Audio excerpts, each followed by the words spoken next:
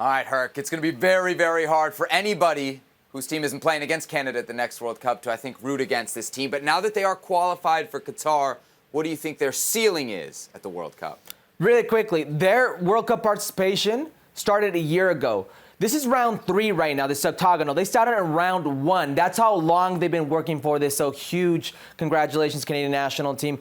It's very easy for me to say, well, that all depends on the draw, Seb. That all depends on what pot they're in. That all depends on who they play against. But let me tell you why some of that does not matter. Why majority of that won't matter.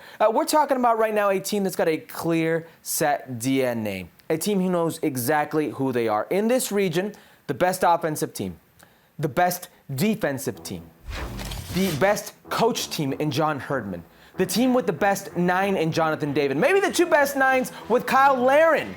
We're talking about an all-around team that's very young, very disciplined, and knows exactly who they are.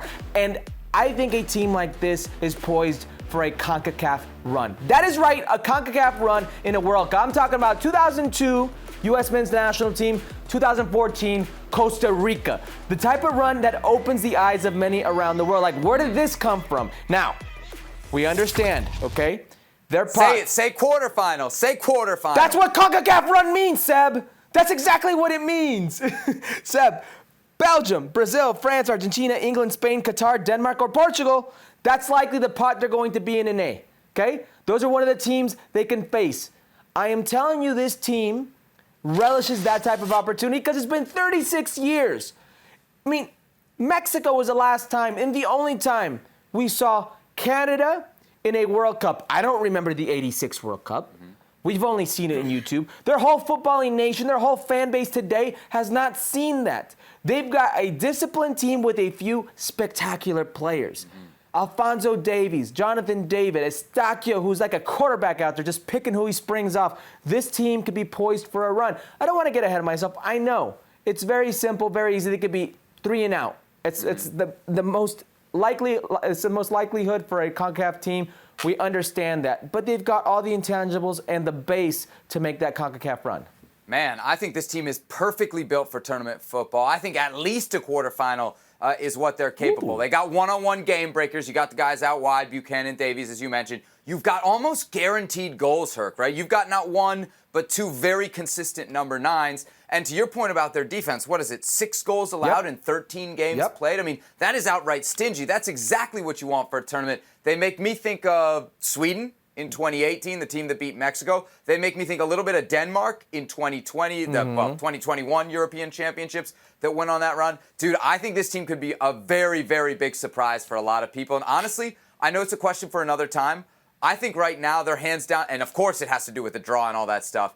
They are going to be the team that makes it the furthest in this next World Cup. That's my opinion out of anybody from I don't know about that, but they definitely remind me of that 2002 team and that run they could make. They've got very interesting players, some pacey players, and they're very stingy defensively. I think they're a very tough team to break down. I don't think anybody's going to really want to play against a tournament team like this. They're young, 3-4 games 3 to 4 days per games, maybe the 5th day right there can suit a team like this. Hey, and let's, I know you did it, but let's give a little bit more credit to their coach, John Herdman. Not just the coach, but the federation for knowing kind of what to do with this talent that they found, right? They brought him in to take over the women's team. He did a great job with the women's team, but he eventually couldn't really get them over the hump, right? Not to what we saw this past summer with an Olympic gold. But they moved him over to the men's program, and look at all that he's done. There was a lot of people who said, hey, why would you leave one of the best women's programs to go to a men's program that really couldn't even sniff a World Cup? Well, now not only does he have Canada's men in the World Cup, but the women just won gold, so he clearly left them in a pretty good spot, too. John Herdman right now, Herc, has to be one of the hottest properties in coaching.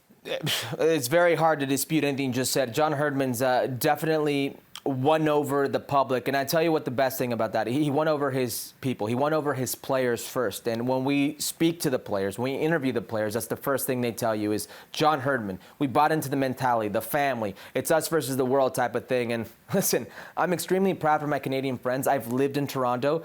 I've seen that fan base in Toronto. I've played against the Montreal and Vancouver fan base. When he talks about Canada being a footballing nation, I honestly feel it is a sleeping giant of a footballing nation. And it's about time it starts waking up. Absolutely. Congratulations to Canada. They're headed back to the World Cup for the first time since 1986. Well, thank you very much for watching ESPN on YouTube. For more sports highlights and analysis, be sure to download the ESPN app. And for live streaming, premium content, and let's not forget as well, ESPN FC 7 days a week. Subscribe to ESPN Plus.